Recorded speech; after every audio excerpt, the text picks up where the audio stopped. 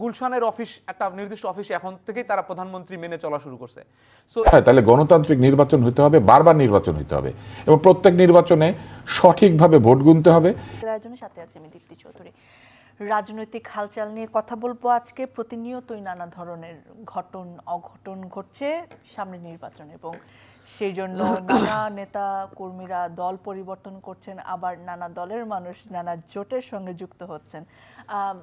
কিছু ঘটনা আসলে আমরা আগে থেকেই অনুমান করতে পারি, কিছু ঘটনা আমাদের জন্য অনেক সারপ্রাইজিং হয়। এই সব কিছু নিয়ে রাজনৈতিক পালাবদলের আলোচনায় আপনাদেরকে আবারও স্বাগত জানাচ্ছি, এবং আমাদের সঙ্গে দুজন অতিথি থাকার কথা। একজন এখনো যানজটে আটকে আছেন, কিছুক্ষণের মধ্যে যুক্ত হবেন, তিনি গণমাধ্যম ব্যক্তিত্ব আব্দুল নূর তোশার, কিন্তু আমাদের সঙ্গে ইতিমধ্যে যুক্ত হয়েছেন এনসিপির যুগ্ম সদস্য সচিব জনাব ফয়সাল মাহমুদ শান্ত। আপনাকে স্বাগত জানাচ্ছি। কেমন আছেন? আলহামদুলিল্লাহ, ভালো আছে। অনেক ধন্যবাদ আমাদের সময় দেওয়ার জন্য। সদস্য সচিব আপনি, যুগ্ম সদস্য সচিব, কিন্তু আপনাদের দলের সদস্যরা যে চলে গেলেন আপনাদের প্রতি অভিমান জানিয়ে, এতে আসলে এনসিপি কতটা বিচলিত?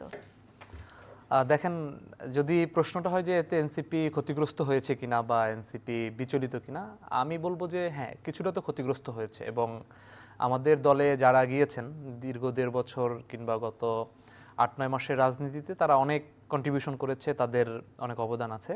সেই জায়গা থেকে দল তো কিছুটা ক্ষতিগ্রস্ত হয়েছে, কিন্তু এই ক্ষতির মধ্যে আসলে এনসিপি আটকে নাই এবং একটা রাজনৈতিক দলের আটকে থাকা সম্ভাবনা। আপনি যদি খেয়াল করেন, বিএনপির সম্ভবত প্রতিষ্ঠাকালীন মহাসচিব ছিলেন বি চৌধুরী, তিনি কিন্তু বিএনপি ছেড়ে চলে গিয়েছিলেন। একটা দলের প্রতিষ্ঠাকালীন মহাসচিব দল ত্যাগ করেছেন, কিন্তু এতে কি বিএনপি, হয়তো তৎকালীন সময় তো বিএনপি অবশ্যই ক্ষতিগ্রস্ত হয়েছিল, কিন্তু সেই ক্ষতির মধ্যে কিন্তু বিএনপি আটকে থাকে নাই, বিএনপিকে সেটা ওভারকাম করতে হয়েছে। তো সেরকমভাবে এনসিপি যাত্রায় বহু মত, বহু পক্ষের মানুষকে একত্রিত করার চেষ্টা করেছে। সেই চেষ্টার জায়গা থেকে এখন এনসিপির একটা সময়, সেই সময়ে কিছু মানুষ গিয়েছে, আবার কিছু মানুষ দেখেছেন আপনারা দলে নতুনভাবে এসেছে, বিভিন্ন জেলায় উপজেলায় মানুষ যুক্ত হচ্ছে, কেন্দ্রেও যুক্ত হচ্ছে। তো কিছু মানুষ যাবে, কিছু মানুষ আসবে, এর মধ্য দিয়ে কিছু ক্ষতি হবে, কিছু উপকার যুক্ত হবে।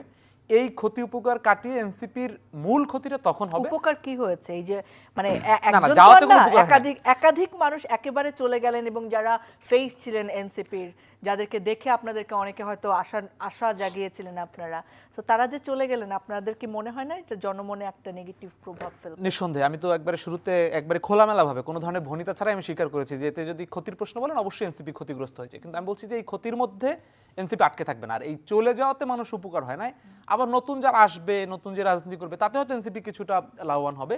কিন্তু মূল আলাপটা হচ্ছে এই একজন দুইজন ব্যক্তি, সে যত বড়ই ফেস হোক না কেন, আজকে দলের যদি রাজনীতিটা ঠিক থাকে, দল যদি তার জায়গায় স্ট্রিক্ট থেকে তার ঠিকমতো রাজনীতিটা করতে পারে, তাহলে কিছু মানুষ চলে যাওয়া এবং আসাতে আসলে খুব বেশি প্রভাব পড়বে। আচ্ছা শান্ত ভাই, আমাকে একটু বলেন যে মানে জামাত জোটে যুক্ত হওয়ার জন্য এনসিপির আসলে সবচেয়ে বড় অ্যালাইনের জায়গাগুলো আসলে কি ছিল? এটা কি সিট ভাগাভাগিতেই সীমাবদ্ধ, নাকি অন্য অনেক জায়গায়? যেমন বলা হয়েছে যে এটা নির্বাচনী সমঝোতা করা হয়েছে, এটা আদর্শিক কোনো জোট না, কিন্তু নির্বাচনী সমঝোতা মানে কি খালি সিটের বোঝাপড়া, নাকি অন্য অনেক কিছু এখানে যুক্ত আছে? আমাদের দুইটা জায়গা আমরা স্পষ্ট করে বলেছি, এবং আহ্বায়ক যখন ব্রিফিং করেছে তখনও বলেছে যে আমাদের মূল ইস্যুটা ছিল গণঅভ্যুত্থান পরবর্তী সময়ে যে গণভোট এবং জুলাই সংস্কারের যে প্রশ্নগুলো দাঁড়িয়েছে, সেই প্রশ্নগুলোতে বাংলাদেশের অনেকগুলো রাজনৈতিক দলগুলোর এক এক ধরনের অবস্থান আছে। আপনারা সেটা ঐক্যমত্য কমিশনের মিটিংগুলোতেও লাইভ হয়েছে, দেখেছেন।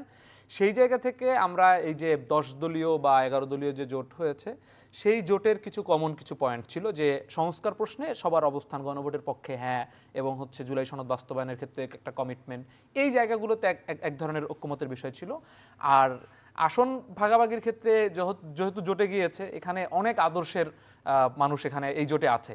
যেমন বিশেষ করে দুইটা দলের নাম তো বলতেই হয়। একটা হচ্ছে ইসলামী আন্দোলন, যাদের যদি বাংলাদেশের যদি সবচেয়ে বেশি জামাতের সমালোচনা কেউ করে থাকে একেবারেই থিওরিটিক্যালি, আওয়ামী লীগ তো একটা গড় পাত্রে সমালোচনা করতো, রাজাকার বলে, আবার দেখা যাচ্ছে তাদের সাথে জোট ছিল। কিন্তু বাংলাদেশে ইসলামী আন্দোলন হচ্ছে একমাত্র দল যারা জামাতের পলিটিক্যালি একবারে মানে পয়েন্ট ধরে ধরে ইসলামিক পজিশনগুলো নিয়ে একেবারে কঠোর সমালোচনা করছে ধারাবাহিকভাবে যুগের পর যুগ।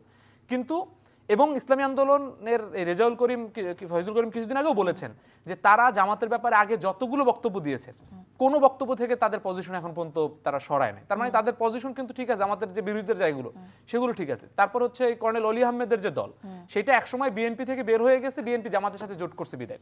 তার মানে এইরকম ত্রিপাক্ষিক বা বহুপাক্ষিক মতামত, যাদের সাথে জামাতের এবং ইসলামী দলগুলোর আদর্শিক স্পষ্ট বিরোধিতা আছে, তারপরও তারা এরকম একটা পরিস্থিতি এখানে একত্রিত হয়েছে।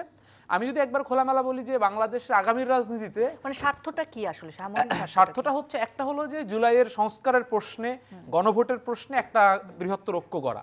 দ্বিতীয় একটা জায়গা হচ্ছে যে বাংলাদেশের আগামীর রাজনীতিতে এখনই আমরা দেখতে পাচ্ছি যে বিভিন্ন ধরনের সরকারি সংস্থা, তারপরে হচ্ছে মিডিয়া, তারপরে হচ্ছে বিভিন্ন ইনস্টিটিউশন, এস্টাবলিশমেন্টগুলো গুলশানের অফিস, একটা নির্দিষ্ট অফিস এখন থেকেই তারা প্রধানমন্ত্রী মেনে চলা শুরু করছে।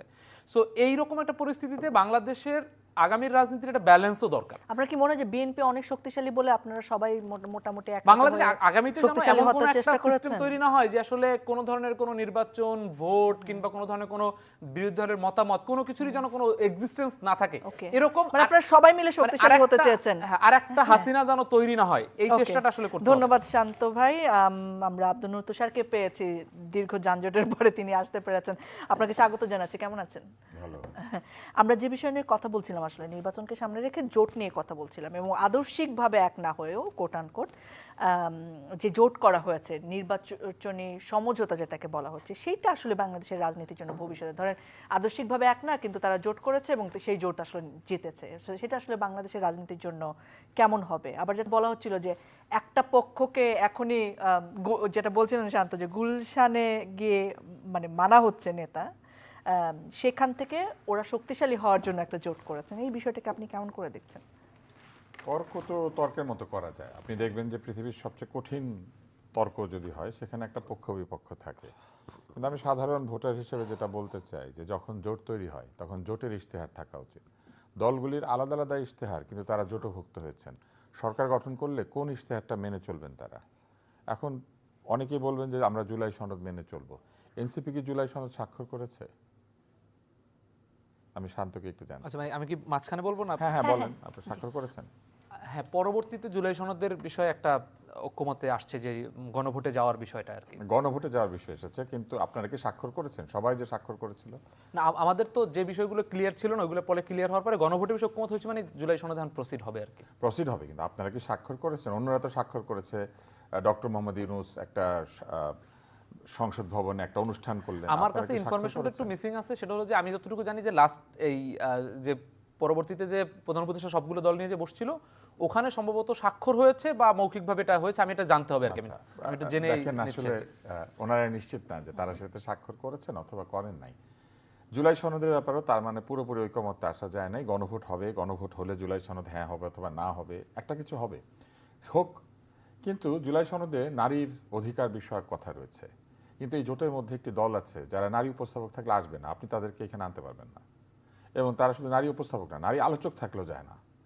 এখন এরকম একটা পরিস্থিতিতে আপনি বলছেন যে আমরা একটা ঐক্য তৈরি করতে চেয়েছি, ভোটের ঐক্য, জোটের ঐক্য, ভোটের ঐক্য, কিন্তু আদর্শের ঐক্য না। এখন তাই যদি হয়, তাহলে নারী সাংসদ থাকলে কি তারা সংসদে যাবেন? এই বিষয়টা কিন্তু এখনো ভোটার হিসেবে আমার কাছে ক্লিয়ার না। এরকম একটা জোটের মধ্যে একটু আগে যে যুক্তিটা এসেছে সেটা খুব চমৎকার, যে অলি আহমেদ অনেক সমালোচনা করেছেন জামাতের, কিন্তু কই, উনি তো গিয়েছেন। তারপরে চরমনায়ের যে পীর সাহেবের দল, তারাও প্রচুর সমালোচনা করেছেন, কিন্তু তারাও গিয়েছেন। প্রশ্ন হচ্ছে, এই সমালোচনা কি সরকারে গেলে, ধরেন তারা জিতলেন, সরকার তৈরি করলেন, এই সমালোচনা কি অব্যাহত থাকবে? থাকলে কি জোটের ঐক্য থাকবে? জোট যদি ঐক্যবদ্ধ হয়, তাহলে এই সমালোচনার মধ্য দিয়েই কি তারা একটা ঐক্যবদ্ধ সরকার তৈরি করতে পারবেন? এই জায়গাগুলিতে ভোটারদের প্রশ্নটা পরিষ্কার করতে হবে। আমি জোটের বিপক্ষে না, জোট তারা করতেই পারেন, কিন্তু আদর্শিক দ্বিমত কিংবা আদর্শিক পার্থক্য যদি এমন জায়গায় থাকে যেখানে বিষয়টা হচ্ছে মুদ্রার এপিট আর ওপিট, সেরকম জায়গাতে ভোটারদের আস্থা আনার জন্য এই বিষয়গুলি ভোটের আগে পরিষ্কার করতে হবে, ভোটের পরে না। এক, দ্বিতীয় হচ্ছে গুলশানের অফিসে গিয়ে কেউ নাকি তাদেরকে প্রধানমন্ত্রী মানছেন, থানায় ঢুকে কেউ কেউ তো আসামি নিয়ে যাচ্ছেন। তো কে প্রধানমন্ত্রী মানছে, কে থানায় ঢুকে লোক নিয়ে যাচ্ছে? আসলে বাংলাদেশে আইন শৃঙ্খলা পরিস্থিতির কোনো মা বাপ নাই, এবং যে কিনা শক্তি প্রদর্শন করতে পারছে সেই কিছু না কিছু সুবিধা নিতে পারছে। এই যে শক্তি প্রদর্শনের রাজনীতি, সেটা কি বন্ধ হয়েছে? হয় নাই। এখন যেহেতু শক্তি প্রদর্শনের রাজনীতি বন্ধ হয় নাই, সাধারণ মানুষের প্রবণতা হচ্ছে যেই দিকে সে শক্তি বেশি মনে করবে সেই দিকে সে ঝুঁকতে শুরু করবে। এটা কিন্তু একটা সাধারণ ভোটারের প্রবণতা, এটা কিন্তু সারা পৃথিবীতে, এবং এটা বাংলাদেশ তো তার বাইরে না। ফলে গুলশানে কাউকে প্রধানমন্ত্রী মানা হচ্ছে, ব্যাপারটা আমার কাছে সেরকম মনে হয় না। উল্টাটা যেটা মনে হয়েছে, গুলশানকে প্রধানমন্ত্রী বানানোর জন্য কিছু লোক এখন থেকেই বলতে শুরু করেছে যে গুলশান প্রধানমন্ত্রী হতে শুরু করেছে। এখন তৃতীয় একটা যুক্তি আছে যে আর কেউ যাতে ভবিষ্যতে শেখ হাসিনা হতে না পারে, সেই জন্য আমরা একটা জোট তৈরি করেছি। তার মানে কি উল্টো দিককে তারা ভাবছেন যে তারা শেখ হাসিনা হয়ে যাবেন? জুলাই আন্দোলনের অন্যতম একটি বৃহৎ পক্ষ কিন্তু বিএনপির জোটের দিকেও আছে। তার মানে জুলাই আন্দোলনের দুটি পক্ষ প্রতিদ্বন্দ্বিতা করছে, যেটা খুবই চমৎকার। এটা তো করতেই পারে, কারণ প্রতিদ্বন্দ্বিতা হওয়ার জন্যই তো জুলাই আন্দোলন হয়েছে, যে একই মত পথের মানুষেরাও তাদের নির্বাচনের জন্য হোক কিংবা অন্য যে কোনো কারণে হোক তারা প্রতিদ্বন্দ্বিতা করতে পারে। ফলে যদি উল্টো দিকেও জুলাই আন্দোলনের পক্ষের মানুষ থাকে আর এই দিকেও জুলাই আন্দোলনের পক্ষের মানুষ থাকে, তাহলে এক পক্ষ যদি বলে যে আরেক পক্ষ শেখ হাসিনা হয়ে উঠতে পারে, সেই জন্য আমরা এই পাশে দাঁড়িয়েছি, এটা কি আসলে সঠিক যুক্তি হবে? এটা আসলে সঠিক যুক্তি হবে না। এইবার চতুর্থ কথাটা বলি, সেটা হচ্ছে ধরেন সামনে ভোট হলো, ভোট হওয়ার পরে এখানে এমন একটা দল আছে যেই দল বলেছে যে আপনি 5 ঘন্টা কাজ করবেন আর 3 ঘন্টা বাসায় থাকবেন, চ্যানেলে আপনাকে 8 ঘন্টার বেতন দিবে আর আপনি 5 ঘন্টা বাসায় থাকবেন, 5 ঘন্টা বাসায় অফিসে থাকবেন, 3 ঘন্টা বাসায় থাকবেন। আর যদি আপনার হবু স্বামী আপনাকে মনে করেন যে তিনি রাজা, তাহলে আপনাকে রানী করে নিয়ে আসবেন। এটার সঙ্গে কি এনসিপি একমত? এই রাজারানী থিওরি, এই যে 5 ঘন্টা 3 ঘন্টার থিওরি, এটার সঙ্গে কি আপনারা একমত? একমত না। এখন বলেন তো দেখি, সরকার যদি তৈরি হয় তাহলে বৃহৎ দল কোনটা? জামাতে ইসলাম। জামাতে ইসলামের মতামত সেখানে প্রাধান্য পাবে। ওনারা কি তারপরে এই জোটভুক্ত যে দল রয়েছে তাদের বিরোধিতা করতে শুরু করবে? অনেকগুলো প্রশ্ন আমি একটু শান্ত ভাই থেকে শুনে তারপর আবার আপনার কাছে আমি ভোটার, আমি শুধু জানতে চাই, আমার কিন্তু কোনো সমালোচনা না। জানতে চেয়েছেন আব্দুল তুষার। আমি একটা করে একটু রেসপন্স করছি। ভাইয়ের যুক্তিগুলো খুবই সুন্দর। প্রথম কথা হচ্ছে যে সাধারণ মানুষ যেদিকে ঝোঁক দেখে, ক্ষমতা বেশি দেখে সেদিকে যায়, এটা নিয়ে কোনো সমস্যা নাই। সমস্যাটা তখন হয় যখন পেশাদারিত্বের জায়গা থেকে যায়। আমি কিন্তু ওটা নিয়ে কথা বলেছি। সাধারণ মানুষ তো 300 আসনেও একটা দলকে মনে করতে পারে যারা ভালো, এবং সেটা সে ঝাঁপায় পড়বে, এবং ভোটে তো সেটাই প্রতিফলন ঘটবে যাদেরকে ঝোঁক মনে করে এবং পছন্দের মনে করে। কিন্তু যখন সরকারি অফিসাররা যায়, সরকারি কর্মচারীরা যায়, সরকারি কর্মকর্তারা যায়, বিভিন্ন গোয়েন্দা সংস্থার প্রধানরা যখন বিভিন্ন কার্যালয়ে গিয়ে মিটিং করেন, এটা হচ্ছে তখন সাধারণ মানুষের মতামতটাকে উপেক্ষা করে রাষ্ট্রীয় মানে জনগণ রায় দেওয়ার আগেই প্রশাসনিক রায়টার একটা পরিস্থিতি তৈরি হয়।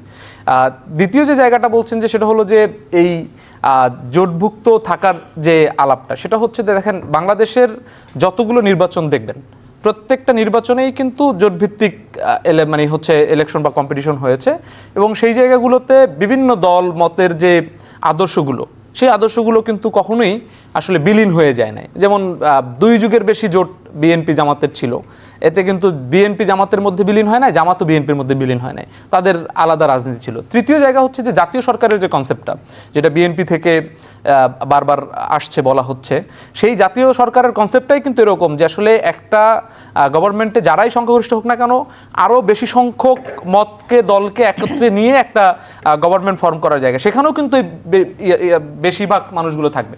তৃতীয় যে জায়গাটা, সেটা হচ্ছে আমরা আসলে তারেক রহমান কিংবা বিএনপিকে আমরা শেখ হাসিনা মনে করছি কিনা, পটেনশিয়াল শেখ হাসিনা মনে করছি কিনা। আমি পরিষ্কারভাবে বলছি যে না, আমরা বিএনপি বা তারেক রহমানকে শেখ হাসিনা মনে করছি না। আমরা মনে করছি যে এই শেখ হাসিনা আসলে একক ব্যক্তি হিসাবে না যতটা বাংলাদেশের কালপ্রিট বা ক্ষতিকারক ছিল, তার থেকে ইনস্টিটিউশন হিসাবে, সিস্টেম হিসাবে শেখ হাসিনা আরও বেশি ক্ষতিকারক বা কালপ্রিট ছিল। সেই জায়গা থেকে আমাদের পজিশনটা কি দেখেন, আমরা জুলাই সনদে এবং হচ্ছে আমাদের ঐকমত্য কমিশনে আমরা দীর্ঘদিন ফাইট করছি যে একজন ব্যক্তি যেন 2 বারের বেশি প্রধানমন্ত্রী না হইতে পারে, একজন ব্যক্তি তিনি যেন দলীয় প্রধান এবং রাষ্ট্রীয় প্রধান একজন ব্যক্তি না হইতে পারে, সাংবিধানিক দুদক, পিএসসি এবং এই ধরনের নির্বাচন কমিশনের মতো প্রতিষ্ঠানগুলো এটা যেন সরাসরি একজন প্রধানমন্ত্রীর অধীনে না থাকে। এটা হচ্ছে একজন শেখ হাসিনা হয়ে ওঠার সিম্বল। শেখ হাসিনা কেন, এখানে যদি আপনি যে কাউকে হচ্ছে এইরকম সিস্টেমের মধ্যে রাখেন, তাহলে তো তিনি রাষ্ট্রটা গণতান্ত্রিক উপায়ে জবাবদিহিতামূলক ফাংশন করতে পারবে না। এখন আমার পজিশনটা কি, আমার পজিশন হচ্ছে যে যেই পার্টিগুলো, যেই গোষ্ঠীগুলো যারা মনে করে যে হ্যাঁ আমরা অ্যাগ্রিড, যিনি দলীয় প্রধান এবং রাষ্ট্রীয় প্রধানের এক চেয়ারে থাকার বিষয়ে অ্যাগ্রিড না, যিনি অ্যাগ্রিড যে আসলে 2 বারের বেশি প্রধানমন্ত্রী থাকতে পারবেন না, যিনি অ্যাগ্রিড যে স্বায়ত্তশাসিত প্রতিষ্ঠানগুলোকে কমপ্লিটলি স্বাধীন করবে, এই প্রস্তাবনাগুলো যারা অ্যাগ্রিড না, তাদের মধ্যে পটেনশিয়ালিটি শেখ হাসিনা হয়ে ওঠার। পটেনশিয়ালিটি না থাকলেও যখন ওই স্ট্রাকচারে যেই আসবে, সে আসলে শেখ হাসিনা হয়ে উঠবে কিংবা সে আস্তে আস্তে ওই দিকে যাবে। তো সেই জায়গা থেকে আমরা মনে করছি যে এইটা বিএনপি আমাদের গণঅভ্যুত্থানের সহযোদ্ধা কিংবা আমরা বিএনপির গণঅভ্যুত্থানের সহযোদ্ধা, সেটা আপনি যেভাবে বলেন না কেন, এখানে কারো কন্ট্রিবিউশন আমি জাজ করার কেউ না, এটা অলরেডি হ্যাপেন, এটা ঘটে গেছে যে যা কন্ট্রিবিউশন রাখছে। সমস্যাটা হচ্ছে একজন জুলুম বা একজন নির্যাতিত হওয়ার পরে তিনি আসলে মজলুম থাকার পরে সে জালিম হয়ে ওঠার রাইট রাখে না। এইটা আসলে আমাদের আটকাইতে হবে যে এখন বিএনপি 17 বছর নির্যাতিত হয়েছে, এই জন্য বিএনপিকে আরও 17 বছর ক্ষমতায় থাকতে হবে, এটা ম্যাটার না। ম্যাটার হচ্ছে এই জন্য আমাদের বিএনপি সহ প্রত্যেকটা দল মিলে গণতন্ত্রের জন্য সুষ্ঠু চর্চা করতে হবে। দেখেন মানে সমস্যা, আমি জাস্ট একটা বাক্য শেষ করছি, সেটা হচ্ছে সমস্যাটা হচ্ছে যে জনগণ অনেক কিছু করুক, কিন্তু বাংলাদেশের নির্বাচন কমিশনের আরপিওতে পরিষ্কার লেখা আছে সম্ভাব্য প্রার্থী তফসিলের পরে তিনি কোনো ধরনের কোনো সম্বর্ধনা দিতে পারবেন না। কিন্তু এই গণঅভ্যুত্থানের পরে সবচেয়ে বড় সম্বর্ধনা হয়েছে 300 ফিটে। এটা রাষ্ট্র এন্টারটেইন করছে, মানুষ সম্বর্ধনা দিতে পারে, বিএনপি সে নিজে আইন ভঙ্গ করতে পারে। রাষ্ট্র যখন এই আইন ভঙ্গ করে এবং প্রত্যেকটা আসনে দেখবেন যে বিএনপির প্রার্থী স্কুলে কলেজে গিয়ে হচ্ছে প্রধান অতিথি হচ্ছেন, রাষ্ট্র এটাকে এন্টারটেইন করছেন। আমাদের কথা হচ্ছে যে মানুষ সমর্থন আমাকে করতে পারে, আপনাকে করতে পারে, রাষ্ট্র যখন এন্টারটেইন করে এটা প্রবলেম। আপনি কি অভিযোগ করছেন যে প্রশাসনিকভাবে একদিকে ঝুঁকে যাওয়া হচ্ছে? 100% এটা ঝুঁকছে, এটা এভিডেন্স সহ বলছে। আমি শেষের যুক্তিটার উত্তর দেই। দেখেন, যুক্তি কিন্তু এক অদ্ভুত জিনিস, এবং আইন যখন তৈরি হয় তখন আইনের মধ্যেই অনেক জায়গা থাকে যেটা মেনেও এই কাজটা করা যায়। সম্বর্ধনা উনি যেদিন নিয়েছেন সেদিন ওনার ভোটার আইডি কার্ড নাই, ওনার এনআইডি কার্ড নাই, উনি তখনও ভোটার না। যে ভোটার না সে সম্ভাব্য প্রার্থীও না। যেদিন তার এনআইডি হয়েছে সেদিন সে সম্ভাব্য প্রার্থী, তার আগে পর্যন্ত সে সম্ভাব্য প্রার্থী না।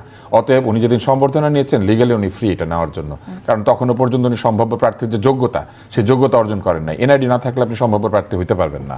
অতএব এই যে সুন্দর সুন্দর যুক্তি তৈরি করে না, আমি ওরকম একটা যুক্তি দিলাম, দেখেন লিগালি ইট ইজ রাইট, কিন্তু উনি স্পিরিচুয়ালি কথাটা বলছেন। এখন আমার প্রশ্ন হচ্ছে, স্পিরিচুয়ালি এনসিপির স্পিরিটের সাথে জামাত ইসলামের স্পিরিট মিলে? এটা তাদেরকে পরিষ্কারভাবে বলতে হবে।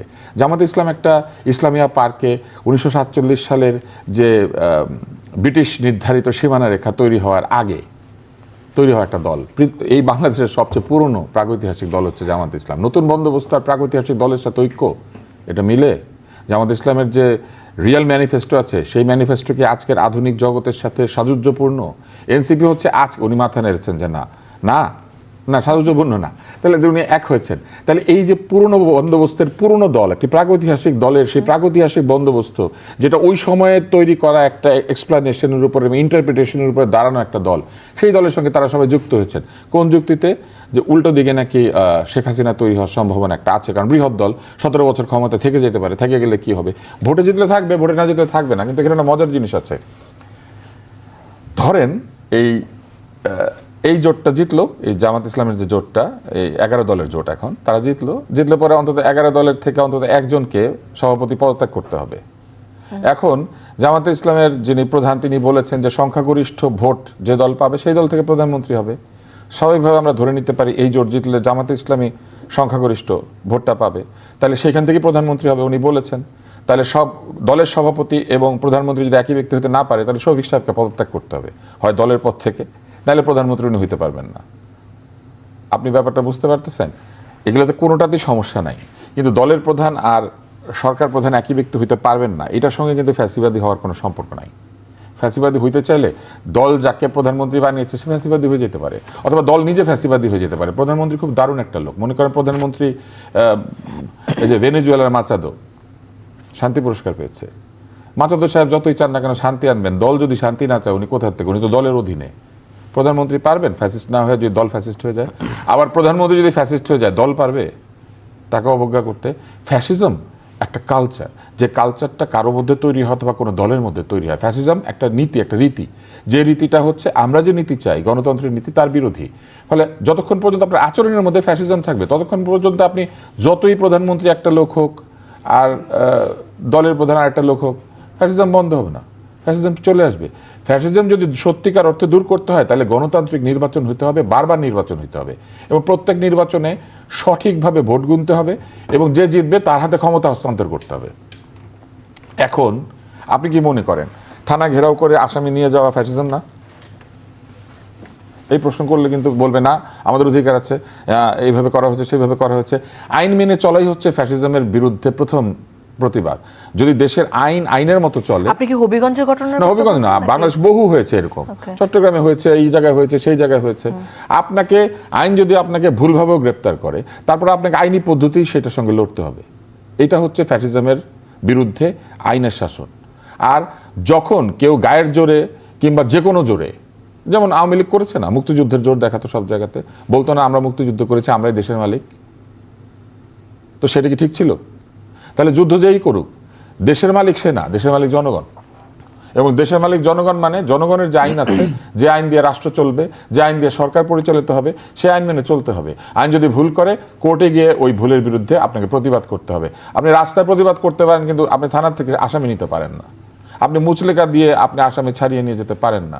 হাদিজার হাতে হত্যাকৃত হয়েছে, সে তো অস্ত্র আইনে ভর্তি হয়েছিল, মানে জেলখানায় ঢুকেছিল অস্ত্র আইনে, তাই না? তাই সে বের হয়ে এসেছে, বের হয়ে এসে সে তারপরে কি কাণ্ডটা ঘটিয়েছে। তার মানে আপনি দেখেন, if you really want to have the rule of law, then law must also act according to the rule of law. আইনকেও আইন মেনে চলতে হয়, আইনের লোকদেরকেও আইন মেনে চলতে হবে। যে বিচারক জামিন দিয়েছিলেন তাকেও চিন্তা করতে হবে যে আমি কেন জামিন দিয়েছিলাম, বা জামিন দেওয়াটা কি ঠিক হয়েছিল নাকি ভুল হয়েছিল। অতএব আইনের শাসন চাইলে পরে, আইন মানলে পরেই কেবলমাত্র আপনি ফ্যাসিজমকে আটকাতে পারবেন। কিন্তু কেউ যদি বলে আমার অধিকার আছে, আমার সেই স্পিরিচুয়াল রাইট আছে, তাহলে ওই একই প্রশ্ন, এইখানে স্পিরিচুয়াল রাইট থাকলে ওইখানে কেন আপনি স্পিরিটের বিরুদ্ধে যাচ্ছেন? আপনার স্পিরিটের মধ্যে তো এই জিনিস নাই যে নারী 5 ঘন্টা কাজ করবে আর 3 ঘন্টা বিশ্রাম করবে। আপনার স্পিরিটে এটা নাই মেয়েরা রানী হবে। আপনার স্পিরিটে এইটা নাই যে বলা যাবে যে ড্রেস কোড চালু করা হবে। এটা তো আপনি বলতে পারবেন না। এবং শুধু নারীর বিষয় প্রশ্ন না, এখানে আরো প্রশ্ন আছে। আপনি বলেছেন কোটা না মেধা। আমি অন্তত 1000 পদ পদবি আমি দেখাতে পারবো শুধু স্বাস্থ্য বিভাগে, যেখানে মেধার বিবেচনায় না নিয়ে দলীয়ভাবে পদ পদোন্নতি হয়েছে গত 15 মাসে। এই জিনিস অব্যাহত থাকবে? এটা কি ফ্যাসিজম দূর করা, নাকি পুরনো ফ্যাসিজমের আচরণ করা, পুরনো ফ্যাসিজমের পদ্ধতিতে চলা? আমি এটাও দেখাতে পারবো ফ্যাসিজমের সময় যারা কন্ট্রাক্টারি করেছে, সেই একই লোক আগে যাদেরকে ঘুষ দিয়েছিল পরে অন্যদেরকে দিয়ে এই কাজগুলি করেছে। তার মানে কি? as long as you don't change your behavior, if there is no behavioral change, no change comes, because change comes from within. আপনার মন বদলাতে হবে, তারপরে আপনাকে বদলাতে হবে। যারা পরিবর্তনের কথা বলেছিল তারা আসলে পরিবর্তন প্র্যাকটিস করতে পারে না, পরিবর্তন প্র্যাকটিস করেছে হয়তো, কিন্তু সেই পরিবর্তনের যে প্র্যাকটিস, সেই প্র্যাকটিসের মধ্যে একটা বড় ধাক্কা লেগেছে যখন আমরা দেখেছি যে তাদের সঙ্গে প্রায় 180 ডিগ্রি উল্টো দিকে ঘুরে আছে এমন দলের সঙ্গে তারা ঐক্য করেছেন শুধুমাত্র নির্বাচনের প্রয়োজনে। নির্বাচন কি খুব গুরুত্বপূর্ণ? মুজাহিদুল ইসলাম সেলিম জীবনে ক্ষমতায় যান নাই, বাংলাদেশে ওনাকে কম রেসপেক্ট করে কেউ? নজরুল ইসলাম খান বিএনপির, উনি মন্ত্রী হন নাই, ওনাকে কেউ কম রেসপেক্ট করে? আমাদের খাপড়া ওয়ার্ডের দিনগুলি লিখেছেন কমরেড আব্দুল হক, জীবন দিয়ে দিয়েছেন রাজনীতির জন্য, কম রেসপেক্ট করে? খালিকুজ্জামান বাসুদের, উনি যে রাজনীতি করেছেন, কেউ তাকে কম রেসপেক্ট করে? ক্ষমতায় আজকেই যেতে হবে, ক্ষমতায় কালকেই মন্ত্রী হতে হবে? এই প্রশ্নটা জিজ্ঞেস করি ওনাদেরকে যে ফয়সাল মাহমুদ শান্ত বলেন ক্ষমতায় আজকেই যেতে হবে কিনা। এটার আগে একটা জিনিস ভুলে যাব, যে তুষার ভাই অনেকগুলো কথা বলছে, কাগজ কলম নাই, 2-1টা নোট নিলে ভালো হতো। সেটা হচ্ছে যে ভাইয়ের দেখেন আর্গুমেন্টগুলো খুব ইন্টারেস্টিং, যে দলীয় প্রধান এবং রাষ্ট্রপ্রধান এক ব্যক্তি না হইলে কি ফ্যাসিবাদ আটকানো যাবে? আবার 5 বছর 10 বছরের বেশি প্রধানমন্ত্রী না থাকলে কি ফ্যাসিবাদ আটকানো যাবে? আবার যদি সাংবিধানিক প্রতিষ্ঠানগুলো স্বাধীন থাকে, 10 বছরের টাইম বলি নাই, আমি শুধুমাত্র দলীয় প্রধান আপনি বলছেন প্রথমটা, আমি বলছি যে এরকম প্রত্যেকটা আর্গুমেন্ট যদি আপনি নিয়ে আসেন যে সাংবিধানিক প্রতিষ্ঠানগুলো যদি স্বাধীন থাকে তাহলে কি ফ্যাসিবাদ, আমি বলতেছি আর কি, ভাই একটা বলছেন যে তাহলে কি আটকানো যাবে, এরকম যদি আপনি প্রত্যেকটা আর্গুমেন্টকে, বাকিগুলোতে আমি একমত, সিঙ্গেল আউট করেন, একমত না। আমি বলছি যে প্রত্যেকটা আর্গুমেন্ট যদি আমি সিঙ্গেল আউট করি, আমি কিন্তু এটা প্রমাণ করি। আমি একটু বলি দর্শক, আমরা অনলাইনে সকল মাধ্যমে আছি, টেলিভিশনের পর্দা থেকে। আমি যদি প্রত্যেকটা আর্গুমেন্ট সিঙ্গেল আউট করি, আমি এখানে দিয়ে যুক্তি দিয়ে প্রমাণ করতে পারবো যে কোনো আর্গুমেন্ট দিয়ে আপনি দেখাইতে পারবেন না যেটা দিয়ে ফ্যাসিবাদ আটকানো যাবে, পারবেন না এটা। কারণ এটা সম্ভব না যে আপনি কোনো একটা সিঙ্গেল আর্গুমেন্ট, মনে করেন দলীয় প্রধান রাষ্ট্রীয় প্রধান আলাদা হওয়া, বা কোনো একটা সিঙ্গেল যতগুলো সংস্কার প্রস্তাবনা আছে 150-200, আপনি প্রত্যেকটাকে আলাদা করেন, এটা দিয়ে আপনি প্রমাণ করতে পারবেন না যেটা দিয়ে ফ্যাসিবাদ আটকানো যাবে, এবং আসলেই যাবে না।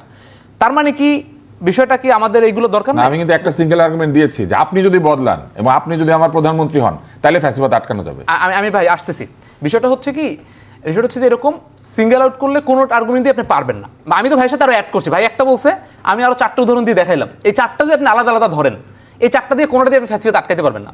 কিন্তু আমাদের আসলে এই জন্য কি আমাদের, তার মানে পৃথিবীর এমন কোনো আইন আপনি যদি সিঙ্গেল আউট করেন, বাংলাদেশের যেই সংবিধানে বলেন আইনে বলেন যতগুলো পৃথিবীর আইন আছে, প্রত্যেকটা আইন আপনি সিঙ্গেল করেন করে বলবেন এটা দিয়ে কি আইনের শাসন প্রতিষ্ঠা করা যাবে? উত্তর হচ্ছে না, ওই একটা দিয়ে যাবে না। কিন্তু আমরা কি চাই? আমাদের হচ্ছে একটা কালেকটিভ আইন দরকার যেটা দিয়ে আমরা কিছু দূর আগাইতে পারবো।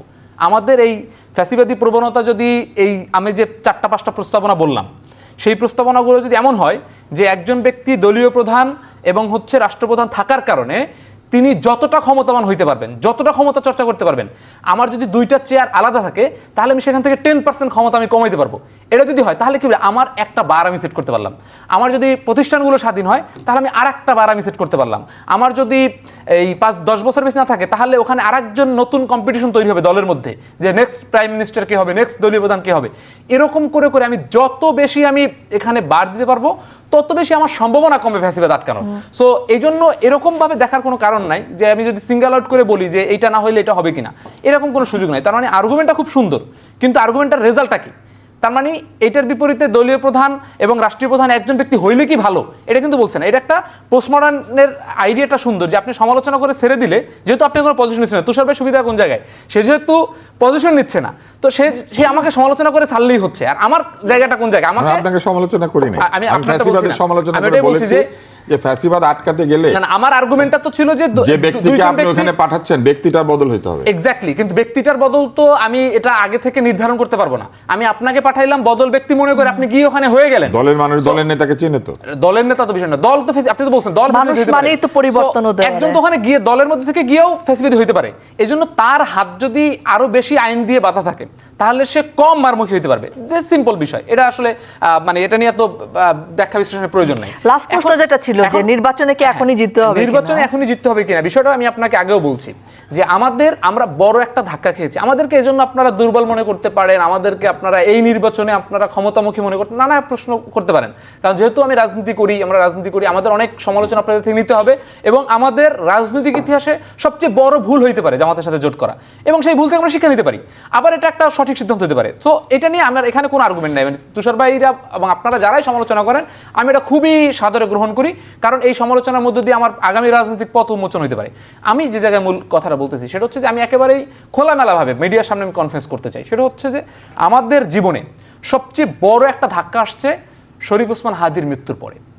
আমরা যখন দেখেছি যে একটা রাষ্ট্রীয় সেটআপটা নানা যুক্তি দিয়ে এখানে আসতে পারে যে আসলে কে কোন দলের জায়গায় গেছে, কে কি করতেছে, কোথায় গুলশানি গিয়ে সেজদা দিচ্ছে না, কেউ মগবাজারে গিয়ে সেজা দিচ্ছে, নানা আর্গুমেন্ট থাকতে পারে।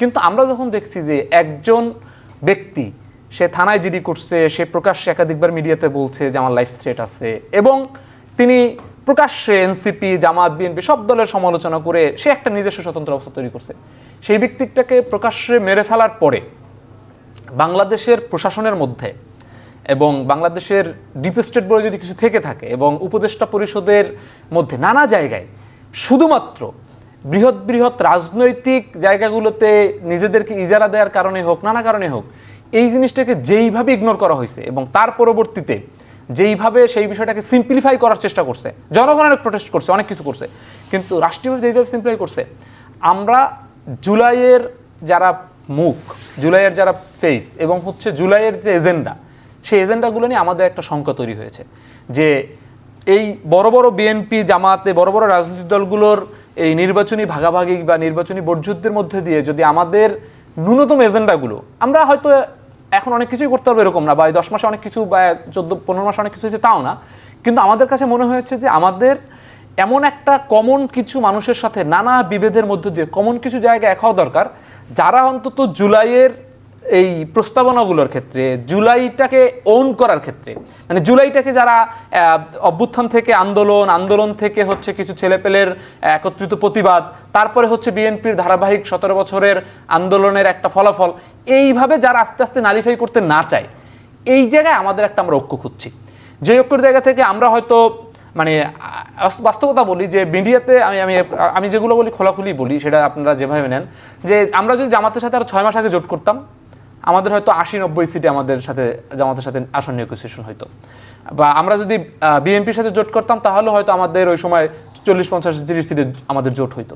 এখন হয়তো জামাতের সাথে আমাদের 29-30 সিটে আমাদের জোট হচ্ছে। এটা কিন্তু আমাদের আসন ভাগাভাগিতে আমাদের অনেক বড় লস। কিন্তু আমরা অনেক কিছু কনসিডার করছি, আমাদের ইন্টারনাল বোঝাবুঝি, আমাদের মানসিক অবস্থা এবং আমাদের জুলাইয়ের প্রশ্নে মানুষের যে তাচ্ছিল্য আমরা দেখেছি বিভিন্ন এমপিদের। যেমন আমি একটা উদাহরণ দিতে চাই, যেমন পটুয়াখালী 2-এ না 3-এ, পটুয়াখালী 3-এ, ওখানে বিএনপির হাসান মামুন নামে যে ভদ্রলোক, তিনি প্রকাশ্যে বলছেন যে আওয়ামী লীগ নিষিদ্ধের আন্দোলনে লিড দিচ্ছে গণ অধিকার, এনসিপি, ইনকিলাব মঞ্চ, এদেরকে কোনোভাবে মাফ করা যাবে না। আমরা বিএনপি আপনাদেরকে নিয়ে রাষ্ট্র ক্ষমতায় যায় আপনাদের সাথে কাজ করতে চাই, এবং এদেরকে আওয়ামী লীগের লোকজনদেরকে নিয়ে মিটিং করছে এবং প্রকাশ্যে মিডিয়াতে এটা ভেসে বেড়াচ্ছে, এবং 10টা মূলধারার মিডিয়া সেটা কভার করে নাই। এই যে পজিশন, এবং আমরা এই জোট করার আগে আমরা অন্তত 10টা আসনে আমরা প্রত্যক্ষ করেছি তারা না ভোটের পক্ষে ক্যাম্পেইন করতেছে, হ্যাঁ বিএনপি। তো এই যে অনেকগুলো ইনসাইট, প্রত্যেকটা ইনসাইট আপনি সিঙ্গেল আউট করলে আমি কিন্তু জবাব দিতে পারবো না, কিন্তু নানামুখী যে বিষয়গুলোকে যখন আমরা অ্যাকোমোডেট করছি তখন আমাদের কাছে মনে হয়েছে যে আমাদের এই নির্বাচনে আমাদের এখানে অনেক বড় বড় লিডাররা পদত্যাগ করছে আদর্শিক কারণে, আমাদের অনেক লস হয়েছে, যাদের কারণে আমাদের দলের একটা পার্টিকুলার মহলে যাদের কারণে আমাদের একটা ভ্যালিডিটি ছিল, একটা ব্র্যান্ডিং ছিল, আবার এই দল অনেককে বড় করছে, তারাও এখান থেকে পদত্যাগ করছে, এরকম নানা ঘটনা ঘটছে। আমরা সবকিছু মুখ বুঝে বন্ধ করছি শুধুমাত্র জুলাইয়ের প্রশ্নে। আপনারা দেখেছেন যে সুরভি মেয়েটা, আমি লাস্ট মিনিটে বলে শেষ করছি, সুরভি মেয়েটা এই যে ভাই বললো যে থানায় যে হামলা করছে, আমরা তো দেখেছি যে সিলেটে পাথরগাঁওতে থানা বিএনপির গ্রুপ থানা ঘেরাও করে হামলা করে ইয়ে করছে, এরকম ঘটনা ঘটছে, সত্যি সত্যি ঘটতেছে। কিন্তু আমরা দেখছি যে মেহাদি ছেলেটা তার জুলাই অভ্যুত্থানে থানা পোড়ানোর ঘটনায় সে একটা কথা বলার কারণে তাকে গ্রেফতার করা হয়েছে। সুরভির 50,000 টাকার অভিযোগ, সেটা হয়তো পরবর্তী কুপ্রস্তাবের ক্ষেত্রে এটা আসছে, সেখানে 50 কোটি টাকার নামে হচ্ছে সেই জিনিসটা ঢালাওভাবে প্রচার হলো, তারপরে 2-3 দিন পরে আইনিভাবে লড়াই করে আমাদের জামিন পেতে হলো।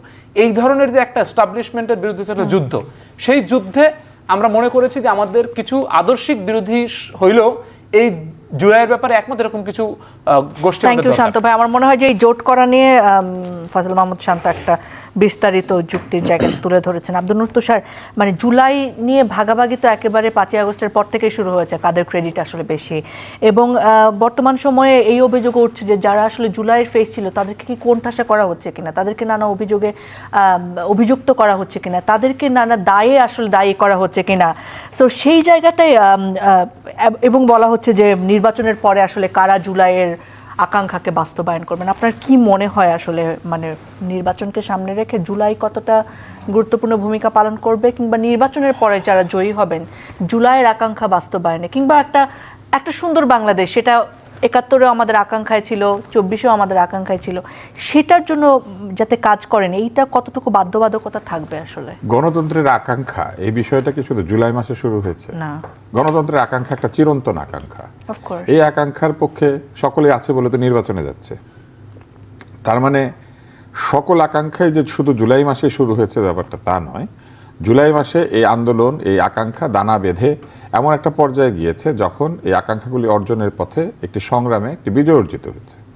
এখন সেই বিজয় অর্জিত হওয়ার পরে জুলাইয়ের চেতনাকে অক্ষুণ্ণ রাখা মানেই হচ্ছে কোন চেতনা? এটা তো নতুন কোনো আবিষ্কৃত চেতনা না। এটা হচ্ছে গণতন্ত্র, স্বাধীনতা, বাক স্বাধীনতা, কাজ করার স্বাধীনতা, মেধার স্বাধীনতা, এই অস্তিত্ব, সার্বভৌমত্ব, এই বিষয়গুলি নিয়ে যেটা কমন প্র্যাকটিস সারা পৃথিবীতে, সেইটাকে উপরে তুলে ধরার চেষ্টা। আমরা তো নতুন করে সার্বভৌমত্ব আবিষ্কার করি নাই। আমরা সেই সার্বভৌমত্ব চেয়েছি যে সার্বভৌমত্ব আমাদের রাষ্ট্রকে সম্মানের সঙ্গে অন্য রাষ্ট্রগুলির সঙ্গে থাকতে দেয়, তাই না? ফলে এই চেতনা কিন্তু নব আবিষ্কৃত কোনো চেতনা নয়। স্বাধীনতার চেতনা নব আবিষ্কৃত কোনো চেতনা না। স্বাধীনতাহীনতায় কে বাঁচিতে চায় রে, এই কবিতার লাইনই আবারও প্রমাণ করেছে জাতি তারা স্বাধীনতাহীনতায় বাঁচতে চায় নাই, তারা স্বাধীনতা অর্জন করেছে। ফলে গণতন্ত্র যদি এস্টাবলিশড হয় তাহলে অটোমেটিক্যালি জুলাইয়ের চেতনা বাস্তবায়িত হবে। জুলাইয়ের চেতনার মধ্যে এমন কিছু নাই যেটা নতুন আবিষ্কৃত। যেটা আছে সেটা হচ্ছে দীর্ঘদিন ধরে মানুষ যে স্বাধীনতার জন্য সংগ্রাম করেছে, সেই স্পার্টাকাস না। গণতন্ত্র সবচেয়ে বড় চাহিদা ছিল। শেখ হাসিনা স্বৈরাচার কি করে হয়েছে?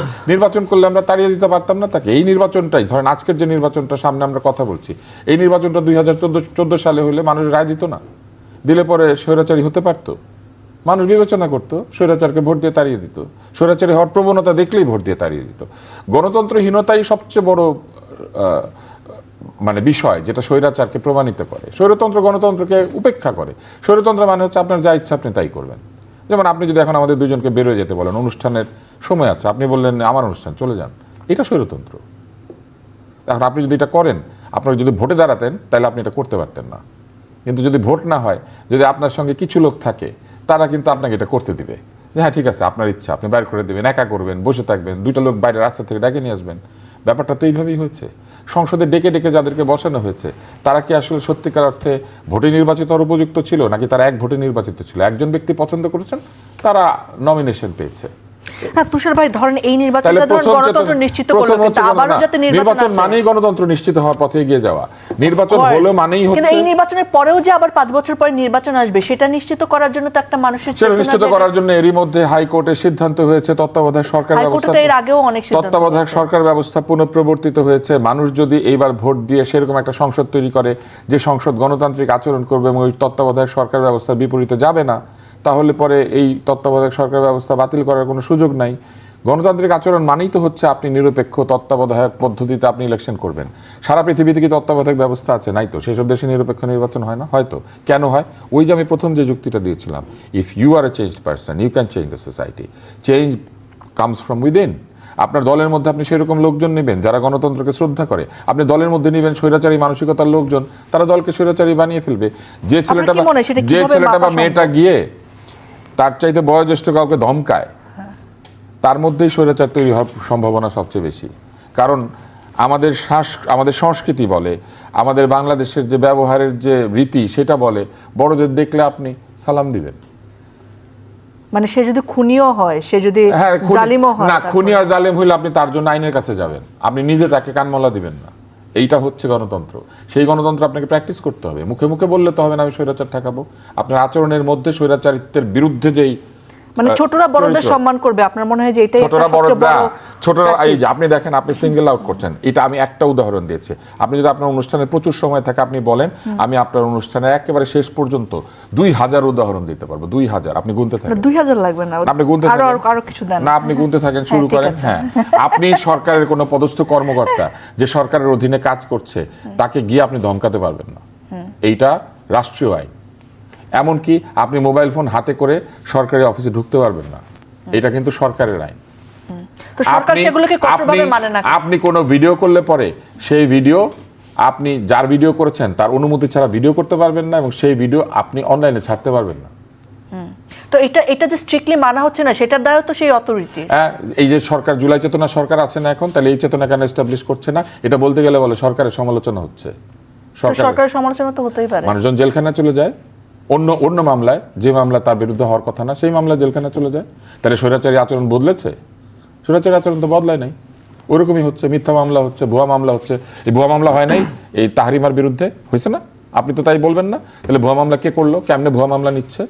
নিজের বিরুদ্ধে ভুয়া মামলা হইলে এটা ভুয়া, কিন্তু অন্যের বিরুদ্ধে ভুয়া মামলা হইলে তাকে যদি আপনার পছন্দ না হয় তখন উনি দোষর। এইটাও বদলাতে হবে। আমরা বদলই চাই, যেটা বলছিলেন সময় কম।